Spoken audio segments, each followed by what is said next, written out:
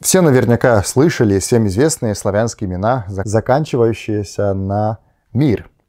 И в славянской народной этимологии, народном объяснении происхождения слов, это словечко, этот суффикс в данном случае связан со значением «мир», как отсутствие войны, или «мир», как в русском языке сохранилось, как мир, весь мир, да. Вот. Но фактически это имя впервые упоминается, опять же, у Иордана, как имя у готов.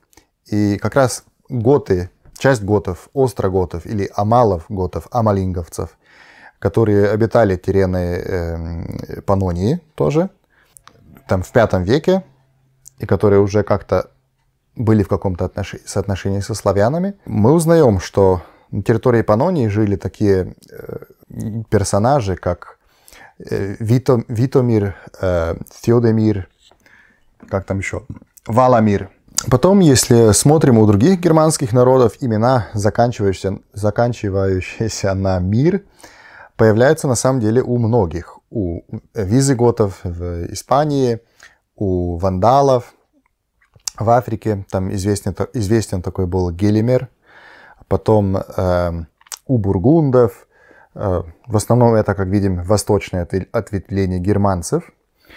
И согласно одной из теорий, это окончание как раз происходит из германских языков, вернее, из восточно-германских языков, и оно оттуда пришло к славянам.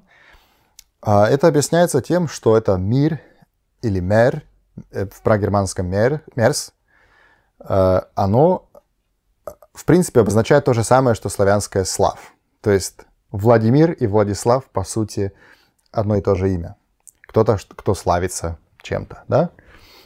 И от этих германцев это имя перешло к славянам. Первый славянин, или лучше сказать, корректнее сказать, Ант, который упоминается, который носитель такого имени, это Мизамир, которого упоминает Минандр Протектор в своих фрагментах, но как сын Идария и брат Килагаста упоминается. И он один из антов. А это будет важно. Как одним из потомков антов упоминаются часто хорваты. Можно ли это доказать? Это другое дело. Но есть некоторые сходства в развитии. Почему? Если смотрим на имена хорватской верхушки, средневековой, имена, заканчивающие, то есть имена, у которых вторая часть «мир», они чаще, чем у других славян появляются.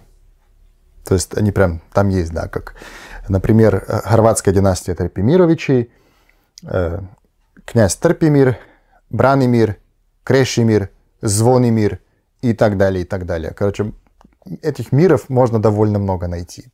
С этим панонским пространством можно связать еще других мировцев. Например, карантанский князь Хотимир. Также знаем из исторических источников, что и в той части Карантании находились хорваты. Вместе с хорватами и дулебы.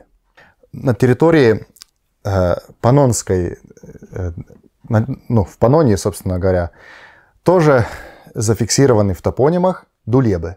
То есть дулебы, опять, и даже в этом южнославянском пространстве, они соседи хорватов.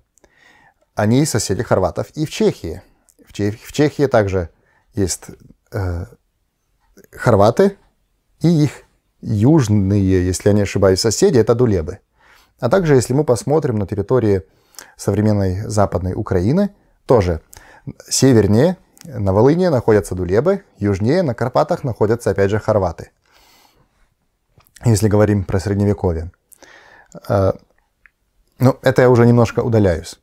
В общем, с этими хорватами можно связать и других мировцев. Допустим, чешских, моравских маймировцев, которые перенесли такую конструкцию имен дальше. В Чехию и к палапским славянам, к ободритам конкретнее. И тоже потом из Великой Моравии это имя пришло на Русь. И оно было распространено и у болгар, и даже у сербов. Но у всех славян оно встречается в меньшей степени, чем у хорватов. Это если говорим как раз про тех людей, которых упоминали. То есть про немножко более высший слой, да. Вот. Ну и на территории Хорватии, а также на территории Паннонии, как узнаем из источника обращения карантанцев и баварцев, или баварцев и карантанцев, там тоже встречались такие имена на мир.